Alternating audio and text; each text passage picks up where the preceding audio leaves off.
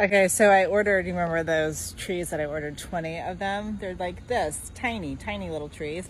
So let me just show you how these trees came. They came in this box. There were 10 of them. And when I saw it, I was like, oh my God, there's trees in this box. And that's because this is how they were packaged, with the plastic around them, zip tied with some moisture to sort of lock you in and make them good for the road.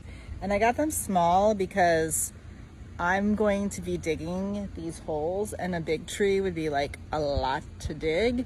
Also, they are significantly cheaper when you get them this tiny, and we ordered 20 of them. So I'm going to plant these and then just have to be patient for them to grow. Allegedly, these grow like 3 feet a year though, so hopefully they'll get decent size pretty fast.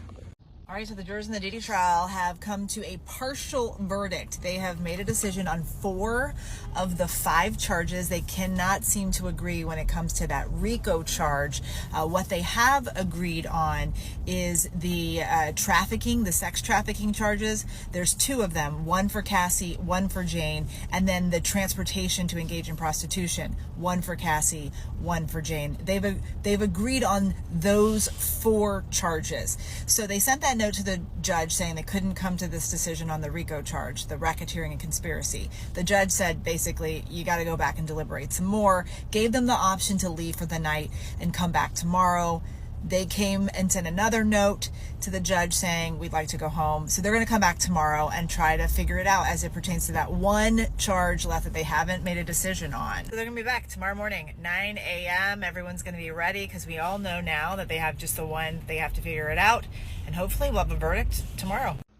I've seen there's been some confusion about the prosecutor's decision today to streamline the predicate acts that the jury is going to look at as they decide on the RICO charge. Okay, so what they did was they essentially told the judge in a letter that they were not going to be pursuing attempted kidnapping and attempted arson anymore. And a lot of people are going, wait, what? That's the Kid Cudi testimony. That's the Capricorn Clark being held in that building. They just removed the attempted part. Okay, so when you look at the predicate acts that the jurors are going to weigh, kidnapping is still there. Arson is still there. Okay, so the list of predicate acts that the jurors will be weighing: kidnapping, arson, bribery, witness tampering, forced labor, sex trafficking, prostitution, narcotics distribution. And what's really interesting about the RICO charge is that these jurors only have to agree that within a 10-year time span that he was running this criminal enterprise and he committed 2 of these predicate acts. They don't have to agree on the same 2 predicate acts, just that individually they believe beyond a reasonable doubt that there were 2 predicate acts committed. Each of the jurors could have different combinations of predicate acts that they believe happened, but as long as they each believe that 2 happened, then they can say yes and find him guilty on the RICO charge. And that's really interesting. I think it's also why people are very confused, because they hear words like unanimous decision on the RICO charge.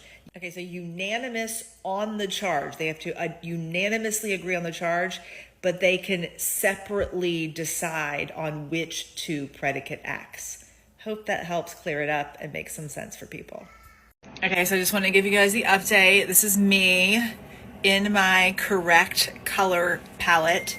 I am wearing silver jewelry.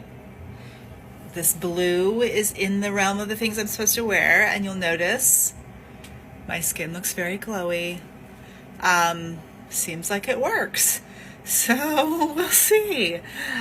Just to be clear though, because I have like very neutral skin, which I was just asking the makeup artist about downstairs, and she was saying that yes, you do have like very neutral skin. So because I'm very neutral, it was actually really harder for the girl to determine which season I was. And she told me that I can still steal a few colors out of the soft autumn as long as they're like not making me look too yellow. So I feel like I get a little bit of everything. Yay! So we have to talk about Joe, the subway survivor, because a lot of people have had questions since our story aired on GMA this morning. I'm just going to walk you through what happened to him. So in this video, you can actually see Joe standing there, right, at the platform. You see like a little bit of a commotion, some guys like jumping over the turnstile, and then sort of kind of out of nowhere, this guy in a black puffer coat pushes Joe, and he describes it to me as like the hardest push, like a really big push off the platform. Like he goes flying onto the tracks. Okay. And he's not like a small guy. So this is like a really solid push. Next thing I know, I was flying through the air and I saw the two lights of the train in my face and I could make out the shape of the conductor, and then I crashed into the tracks and I smacked my head open on the ground. The thing that everyone keeps asking me though is there anything that he could have done differently? And let me just break this down for you. It was middle of the day, okay? New Year's Eve. He had gone to brunch with his friends. It's broad daylight, okay? He sees that the one train is pulling into 18th Street, into the station there. And he goes running down because he's trying to make the train. It wasn't even the train he was originally planning to take. When he got down there, originally there was no one on the platform, okay? Until you see those guys jump over the turnstile and then the other guy in the black puffer coat show up. The platform was actually empty. This all happened so fast. So no, there was absolutely nothing that he could have done. The other thing that everyone asked me about is when he was pulled from those tracks, he asked about one thing. The first thing he said was about his dog. My dog Leo, he's 16, he's a dachshund, he's a rescue.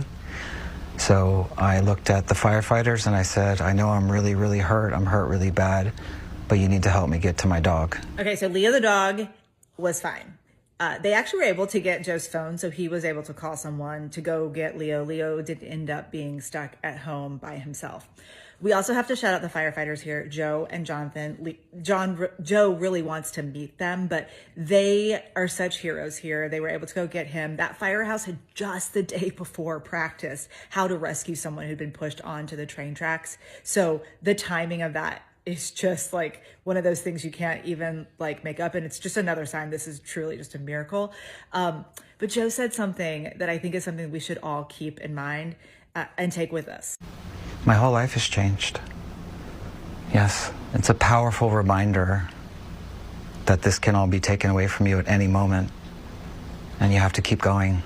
Life is too short. And I'm going to keep going. Absolutely. Yeah. Joe, we are all hoping you get better soon. Also, I'm wearing a Kane Brown sweatshirt. In case you're wondering what I'm wearing, it's because it's really cold outside and they gave this to me for free yesterday when Kane Brown was in studio. Free is for me.